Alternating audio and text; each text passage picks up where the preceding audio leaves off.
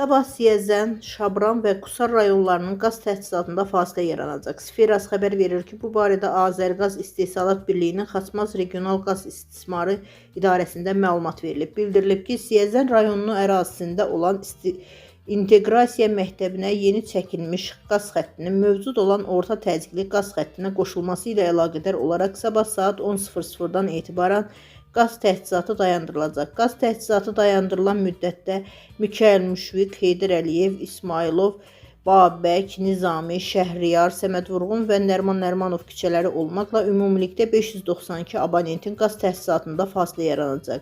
Şabran rayonunun Ağalıq kəndi ərazisində istismarda olan qaz xəttində balans sayğacın quraşdırılması ilə əlaqədar olaraq saat 10:00-dan etibarən qaz təchizatı dayandırılacaq. Qaz təchizatı dayandırılan müddətdə Ağalıq kəndinin müəyyən hissəsi, Daşlıyataq və Günəşli kəndləri olmaqla ümumilikdə 393 abonentin qaz təchizatında fasilə yaranacaq.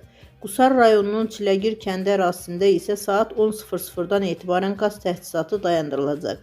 Bu müddətdə Çiləgir kəndi, Heydər Əliyev, Zərfə Əliyeva, Rəsul Bəyov və Zaman Baxışov küçələri olmaqla ümumilikdə 2077 abonentin qaz təchizatında fasilə yaranacaq.